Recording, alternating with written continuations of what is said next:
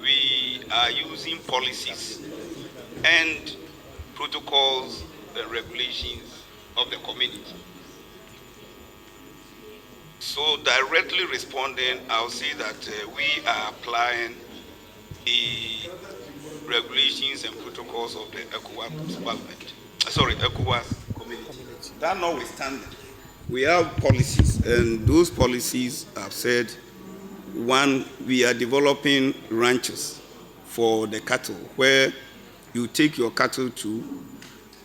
We've provided veterinary doctors to attend to the cattle, and also we provided water by means of dams, and we provide fodder.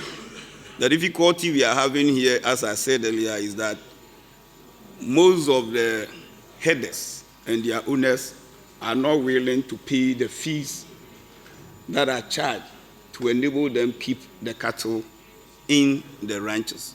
Besides that, I also say that our problem is mainly with Burkina Faso, even though I agree that most of the animals are brought from some of the other Sahel countries, but they all come through Burkina Faso. And for that matter, Ghana and Burkina Faso has a permanent joint commission on cooperation.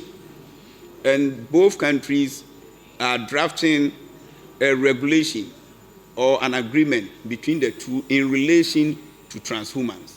And that is why in my recommendations, I did say that the two countries should speed up with the process so that it will be beneficial to all of us. So we don't have any specific legislation now. And I also said that the Ministry for Food and Agriculture of Ghana is also drafting a similar law for consideration of the Cabinet and the Parliament. And I even urge the ministry to speed up with the process so that we can have a domestic law governing transhumance. The second one, by Honorable Satu Kamara, she wants to know the relationship between other laws like free movement of persons and goods and other regulations, and why Ghana has a law which is impeding or preventing other nationals from trading in other areas. The point is we have Ghana Investment Promotion Authority. And what the law tries to do is that it has reserved retailing, not even in all the areas, retailing in certain areas that the government feels that it should be the preserve of the poor and highly vulnerable. And these areas are areas that require insignificant amount of capital to start with, so that you don't have the rich taking over also the retail area, and then the poor and vulnerable will be made poorer and poorer.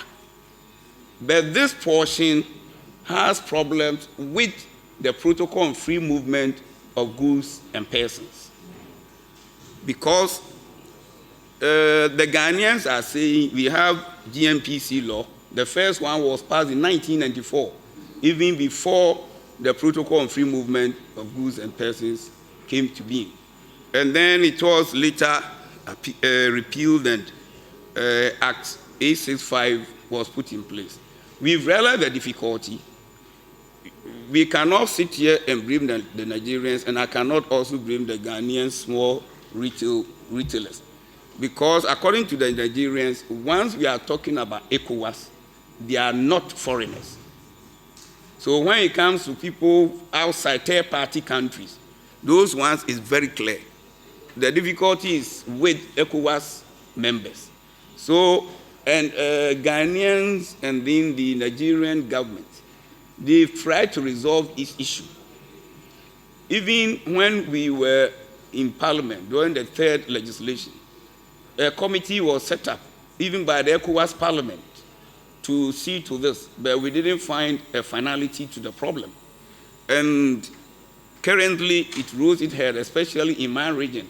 But for the fact that I have a lot of experience on this issue, I had to step in and manage the situation such that it will not degenerate into any form of crisis that will involve ECOWAS countries. But whilst we are trying to hold the fort and manage the problem, that's what I'm saying, that the ECOWAS Commission or the ECOWAS heads of states must take it upon themselves, look at the various protocols and regulations and decisions where a member country's domestic law contradicts a section of any of these protocols. Then we find a solution to it so that it doesn't become an issue between one country and the other. Because if you take the transhumance, now it's like it's between Burkina Faso and Ghana. So if it's not that Ghana and Burkina Faso, we understand ourselves, we are saying that let's draft a common law. It can degenerate into something else. The same thing if Ghana and Nigeria, we don't understand ourselves, it could have also degenerated into something. But we have an umbrella body, which is the ECOWAS. So why won't the authority of heads of states that will have the responsibility set up maybe a team to look at all these things and harmonize the regional protocols and laws with domestic ones so that we don't have a problem between country A and country B. Then we resolve it next time between country C and country D. I don't think we can go along that tangent. For unity of purpose and to ensure that the objectives set up in the establishment of the ECOWAS will be realized, I think there's the need to harmonize all the regional protocols and laws with domestic ones. And when that is done, we will not have these problems. That's what I said. Thank you.